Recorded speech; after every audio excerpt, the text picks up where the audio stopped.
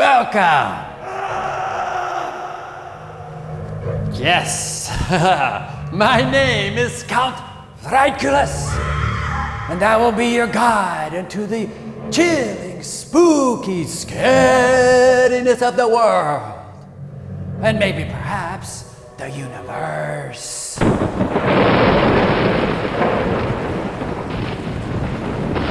We're delving into scary stories, and we have hopefully a good one this time. But remember, if it's not scary, don't come complaining to me, Count Frightculous. Complain to, yes, who we're waiting for right now. And that is the banging at the door. It's the Grim Picker. And he is the one who will choose the book of scary stories for us to review and to rate at the end by none other than the Demon Baby, but we'll get to that later.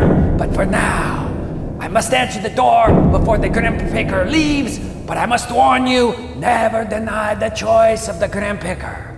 Once the decision is made, it must not be undone. And so let's find out what scary book we're going to read and review tonight, or today, or the early morning, depending. Okay, he's going to leave. We got to go now.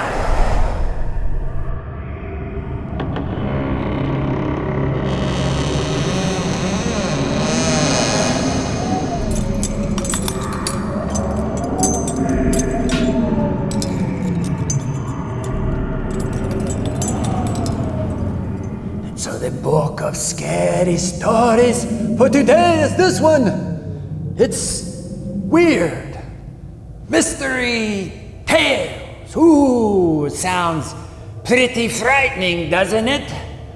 Or it could just be a lot of weird mystery tales. But let's not waste any time dilly-dallying over small details like that. The only way we're going to find out is to get in there and read it and see. So let's get started now. Waste no time into the scary stories. And here's the first one we're going to read, and it is called Final Take. Ooh, let's see what that one is. Yeah. In the dead of night, under a blood-red moon, chaos reigns as creatures of unspeakable terror descend upon their prey, only for the scene to be broken by an enraged scream.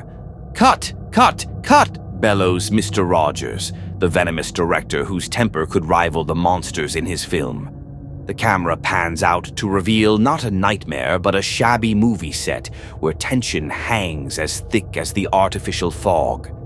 Rogers, a man consumed by his own ego, prowls among his trembling cast like a predator, his razor-sharp tongue leaving deep wounds. No one escapes his wrath, least of all Skinner, his beleaguered assistant, who cowers under the relentless onslaught of demands.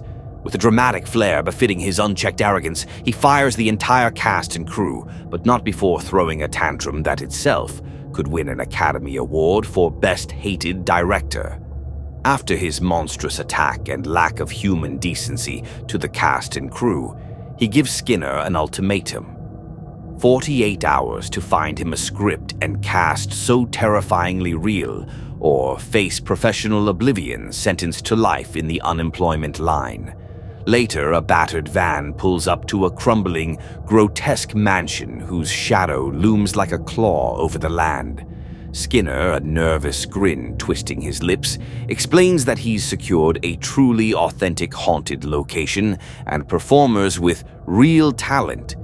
Rogers, unimpressed as ever, storms into the decrepit house, barking insults as he goes. He tears at what he assumes are cheap costumes and makeup, only to feel cold, scaly flesh and see eyes that burn with otherworldly malice. As realization dawns, Rogers' bravado crumbles. His fear amplifies with every heartbeat as the actors close in, their monstrous forms no longer confined to his imagination. Panicking, he stumbles backward, only to lose his footing near a second-story window. His scream echoes like a dirge as he plummets, his body meeting the ground below with a sickening crunch. From the shattered silence, Skinner emerges, his face grotesquely transformed, his human guise shed to reveal a demonic appearance. His lips curl into a malevolent grin. "He was right," he growls, his voice dripping with dark satisfaction. This was his final take. So what did you think? Were you scared at all? Did it frighten you at all with that one? I have to say, I want to point out maybe an Easter egg, I don't know, or a little hidden thing within the book. If you noticed in the first panel, the group of monsters, did you notice there was one monster there in the back there? And it looks a lot like a popular breakfast cereal, if you're not familiar with the Frankenberry cereal. It's a strawberry cereal with marshmallows. It's all sugar, basically. It's socially fortified with vitamins, but I mean, you're eating all that sugar. Does it really matter at that point? I don't think so. That's very scary, very frightening if you think about it. But anyway, yes, they had other, and they had other flavors. The blueberry and the mummy guy in there. I think there was a werewolf one, and now they have some zombie girl, and I don't even remember what it's called. Who cares?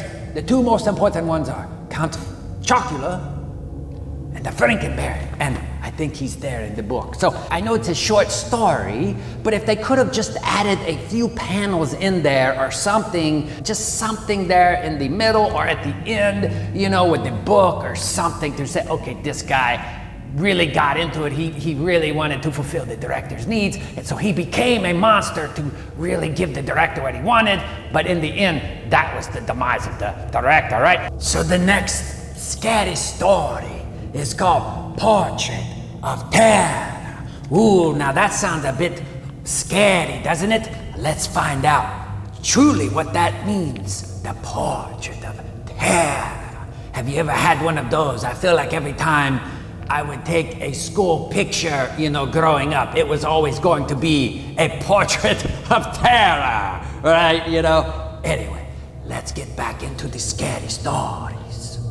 Through the frost-laced window, Myra Clemens' heart pounds as she watches her husband, John, kneel before a vision of otherworldly beauty, a woman cloaked in the aura of an ancient queen. Myra's stomach churns with betrayal, and her simmering thoughts ignite into a fiery tempest. She storms into the room, her fury crackling in the air like an oncoming storm. But the room is empty, save for John and his artworks. Myra's accusations spill out like venom, her words slicing the silence as she calls him a liar, a cheat, a fraud. John remains calm, his voice unnervingly steady as he denies her claims. Myra's fury escalates until John, with a flicker of hesitation, reveals the impossible. The woman she saw wasn't real. She was Cleopatra, a vision born from his sketch pad. His creations, he claims, come to life. Myra scoffs at the absurdity, but John's expression darkens with resolve. He picks up his pencil and sketches with fluid precision. The room trembles as shadows coalesce, and before Myra's disbelieving eyes, Attila the Hun materializes, a towering, menacing force of violence and history. Myra screams as the barbarian snarls, his sword glinting under dim light. With a swipe of his eraser, John dispels the terror, leaving only silence. And Myra's trembling form, her shock is fleeting, replaced by greed. Myra's mind races with the boundless possibilities of John's gift. Wealth, gold, power. She demands he sketch their fortune into existence, invoking Midas's golden touch, but John's refusal is firm. He desires a quiet life, untouched by corruption or wealth. Myra's anger roars back, transformed now into a relentless hunger for riches. She vows to make John's life a waking nightmare until he submits. But shadows of doubt creep back into Myra's world when she spies John whispering to yet another woman. She overhears promises of freedom, love, and a future together, without Myra. Enraged, she confronts him, her words a tempest of fury and betrayal. John, this time silent and unyielding, walks to his easel. Calmly, methodically, he picks up his eraser. He apologizes to Myra. He calls her his greatest masterpiece, but somewhere along the way she has soured, and he no longer can endure. Myra's tirade falters as she feels a strange tingling across her limbs. She looks down in horror as her legs blur and fade like mist under the morning sun. Her accusations grow desperate, but John's hand moves with eerie precision. Piece by piece, Myra begins to vanish. Her screams become whispers, her rage condensed into a flickering mouth until that too is erased. In the stillness, John steps back from the easel, surveying his now blank canvas with chilling detachment. Behind him, his new love steps forward, her eyes glinting with admiration, and together they embrace. The guy's a heel, right? I mean, he's cheating on all of his women. He's drawing these beautiful women, and then he just starts having affairs on them. So the fact that his wife, the one that went chaotic and he ended up having to erase her, he's like, oh, I can't take you anymore. Well, he drove her to that, right? I mean, he was playing around on her behind her back. So she had every right to be suspicious of him. He's like, no, I just want a very simple life. Well, a simple life, you had a nice, beautiful woman that you made, but you were sneaking around behind her back. That doesn't sound like a very peaceful, humble life to me. So the guy's a big hypocrite. I would have liked something to have happened to him, but nothing did. It was just the woman that really, she was the victim in all of this. So it's just not scary. That one, ooh. It was only scary in the fact that the guy was such a dirtbag. But anyway, we have one more to get to, and it's called An Evil Pair. Ooh, and it's apparently taking in the Old West. But let's go ahead and get into this story and see if this one can make up for the other two that were lacking a little bit of scariness to me. The year is 1873, and a sleepy Midwestern town is suddenly brought to a standstill by a tragic event. A desperate man bursts into the sheriff's office, cradling his daughter's lifeless body in his trembling arms. "Those two men killed my daughter," he cries, his words a storm of grief and fury. He recounts the tale of two silver-tongued strangers who sold him a miraculous elixir, promising it would cure any ailment. Desperation drove him to spoon it to his daughter, hoping to cure her stomach pains, but to no avail. By the time he sought the doctor, her tiny body had failed. The sheriff's steely eyes promised justice, and knowing the evil of these men, the sheriff confidently commands, "No woman gave birth to either of them. Those two demons must have been conceived in hell." But the lawmen's search is in vain, as the two con men are already miles away. The next morning, in a distant town, the duo work from their wagon stage, their voices dripping with charm and false promises as they tout their miraculous cure-all.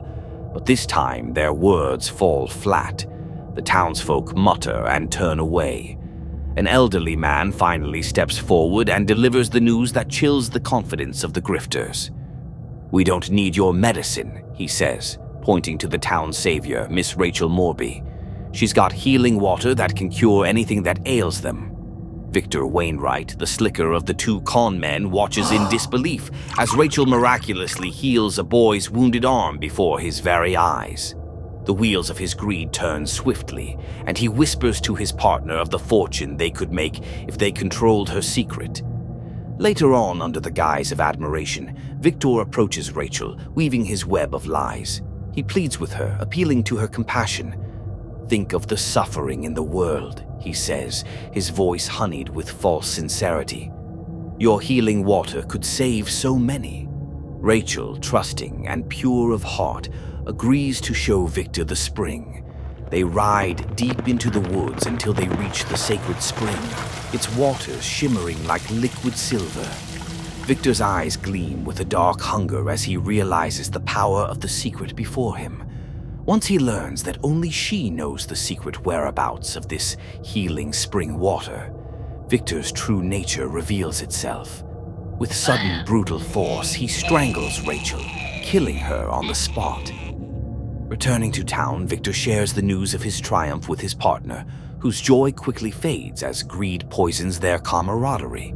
Victor, now unwilling to share the spoils, turns on his partner, driving a knife into his back.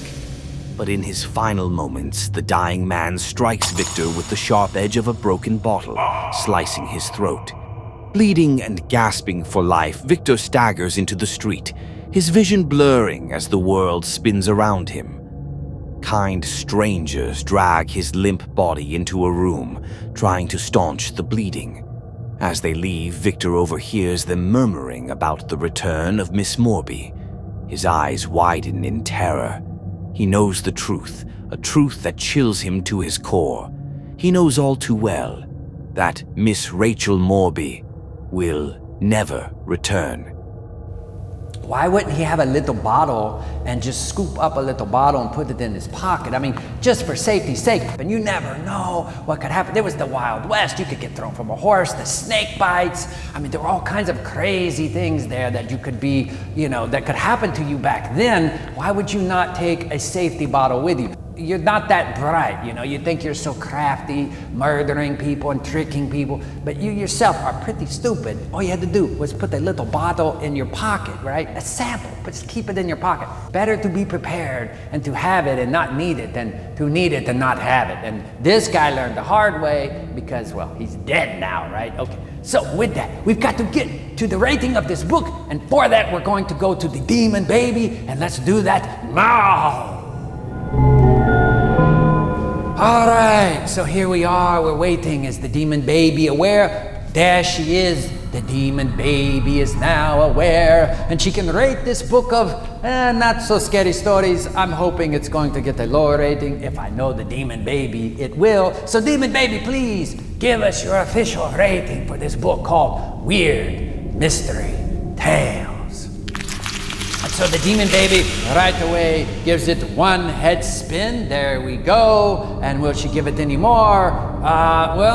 We were getting one there. Well, there's one head spin. Is that all this book is going to get? One head spin? I mean, there was a little bit of death. There wasn't any real suspense. It wasn't too scary, I said. The first one with the monsters, kind of. But, that's it. Well, one head spin. Well, I'm pretty shocked at that. I thought it would get at least 1.5 head spins, but hey, we don't argue with the Demon Baby. I would give it another half a head spin just because some of the artwork in here I liked. I liked the artwork in the last story, and I thought it was pretty good in that sense. But it did lack some storytelling there, some to really bring the stories all together. So with that, hey, you know what? One head spin sounds just right. And with that, I have to say thank you for tuning in. Don't forget to subscribe and like this video so you can get more of these scary stories being told to you. And with that, I'm going to say have a safe and spooky scariness night. Oh, hey, okay. We'll see you next time. Oh, hey, I'll see you the next time for our next scary story. Yes, next time.